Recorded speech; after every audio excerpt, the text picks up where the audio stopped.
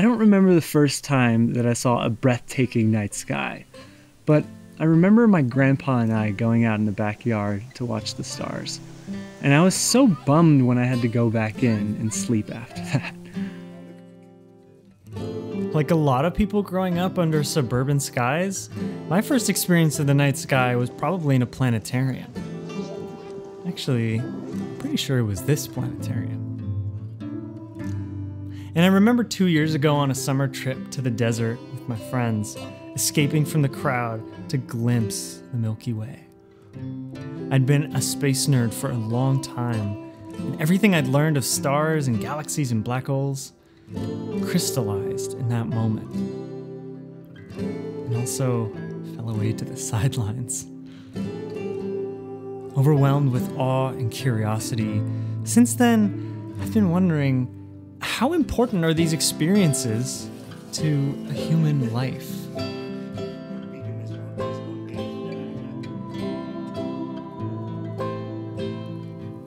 Welcome to Black Rock Desert.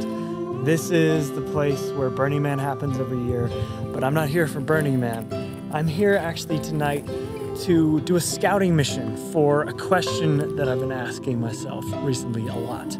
And that question is, what happens to our humanity, to us as individuals, but also us collectively, when the night sky is shrouded by light pollution, by city lights?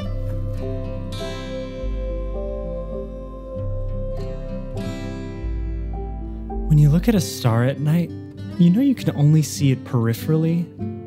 The cone cells in your eye, which give you detail in the center of your vision, aren't actually sensitive enough to work at night.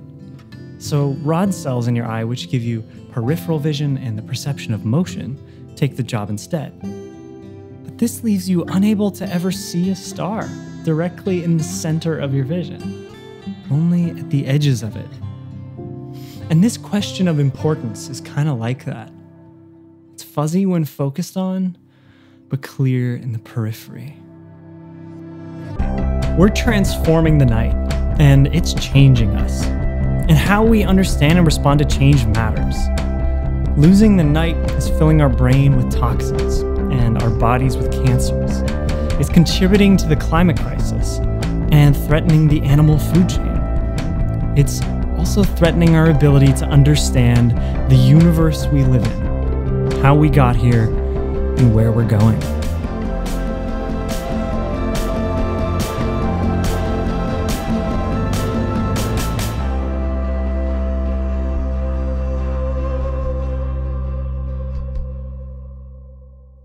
Long before LEDs, our light came from fire. Back then, candlelit dinners were the norm, and the night was only as long as the wax you had left to burn. Every culture slept differently back then, but most didn't sleep once like we do today. They slept twice. It's both surprising and super unsurprising. With enough sunlight and heat each day, like in the summer, your body naturally feels sleepy in the afternoon, especially after lunch. Siestas, or afternoon naps, a Spanish word but a worldwide tradition, are a biologically forced rest just the same as nocturnal sleep is. But in the winter, with enough darkness each night, your body will naturally start waking up in the middle of the night for an hour or two.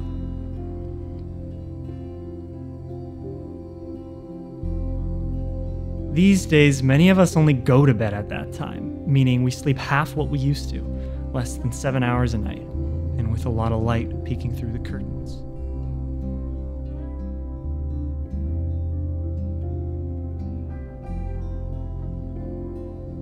And that light peeking through the curtains is brought to you by LED streetlights more and more.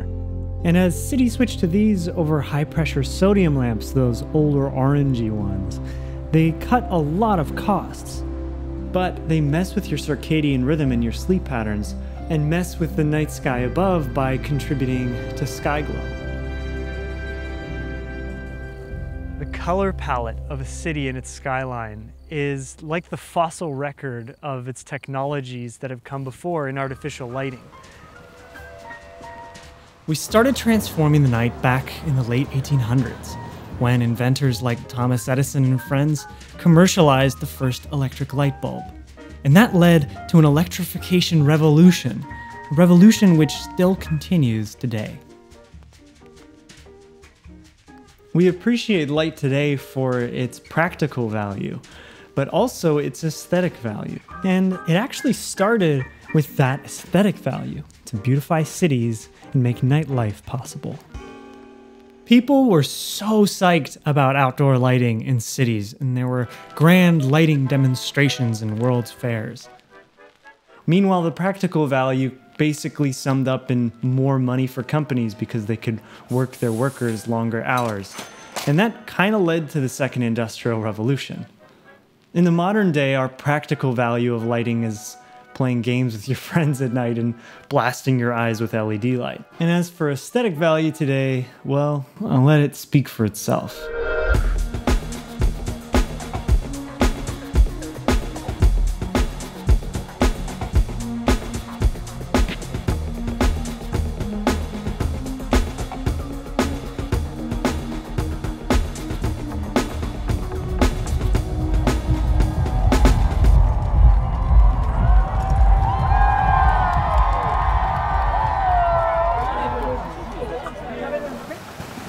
The color palette of a city and its skyline.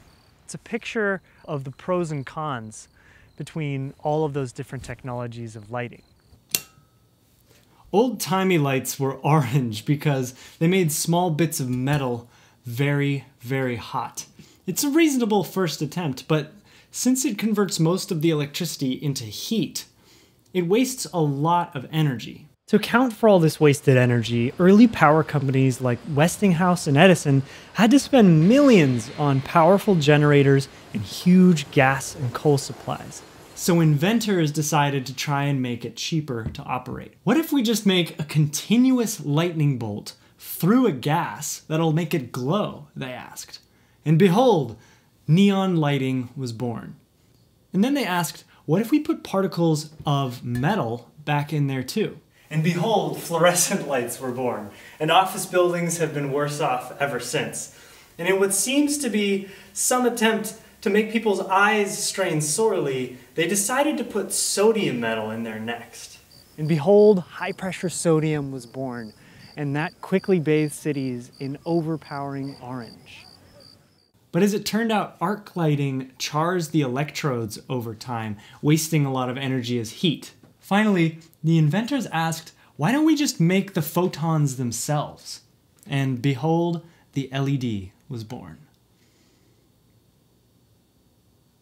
Photons, the quantum particle that we perceive as light, is created when electrons moving in a circuit drop down from a high energy state to a low energy state. LEDs make a tiny zone where electrons are constantly jumping from higher energy states to lower energy states, which emits light. You can control the color of the LED by putting different semiconductors inside that gap. As their cost drops, LEDs are becoming the undisputed champions of outdoor lighting. Because they waste less electricity, they use less electricity for the same amount of illuminance. When San Francisco switched to LED streetlights, they started to save $1 million a year in costs from power plants. And here in Berkeley, they dropped CO2 emissions by 63%. Ah, finally, a low emissions, high efficiency, low cost source of electric lighting. What could possibly go wrong? Next time on Verse. What's going wrong in the deepest, oldest parts of our brain because of city light? And how is that connected to the constellations disappearing and the climate crisis? That episode at the next full moon, October 31st, 2020. But before that, come back here on October 16th for a making of this film. Thank you for watching, and I'll see you next time.